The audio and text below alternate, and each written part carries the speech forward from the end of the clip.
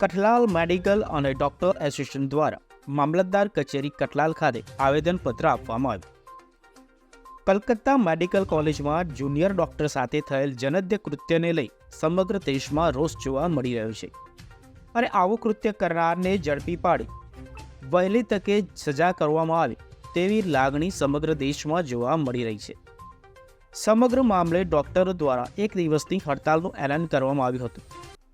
તેને લઈને કઠલાલ મેડિકલ અને ડોક્ટર એસોસિએશન દ્વારા મામલતદાર કચેરી કઠલાલ ખાતે આવેદનપત્ર આપવામાં આવ્યું હતું, જેમાં જનદ્ય કૃત્ય કરનારને કડક સજા આપવી, પીડિતાને વહેલી તકે ન્યાય આપવો તેમજ ડોક્ટર સુરક્ષા માટે બનાવેલ કાયદાનો અમલ કરવો, ડોક્ટરોની ચિંતા વગર ટ્રીટમેન્ટ કરી શકે તેવું વાતાવરણ બનાવવા જેવા મુદ્દાઓને લઈ આવેદનપત્ર આપવામાં આવ્યું હતું।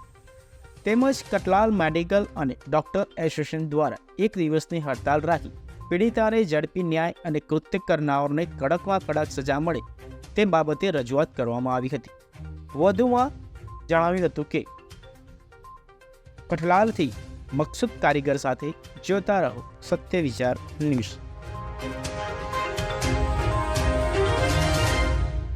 કઠલાલ મામલતદાર કચેરીમાં આવેદન આપવાનું મુખ્ય કારણ કે આજે જે કલકત્તામાં આરજી મેડિકલ કોલેજમાં જે એક junior doctor lady junior doctor જોડે અમાનવીય કૃત્ય કરવામાં આવ્યું છે અને જધન્ય અપરાધ કરવામાં આવ્યો છે, એની વિરુદ્ધમાં અમે આ આવેદનપત્ર આપીએ છીએ અને અમારા મેડિકલ એસોસિએશનમાં ડૉક્ટર્સ માટે હમણાંથી ઘણા બધા હુમલાઓ થઈ રહ્યા છે અને એમાં સંરક્ષણ માટે અમે સરકારને આવેદનપત્ર આપવા માગીએ છીએ। આવેદનપત્ર આપવાથી આગળ કોઈ યોગ્ય નિકાલ કરવામાં નહીં આવે તો આગળ જતાં શું કરશો?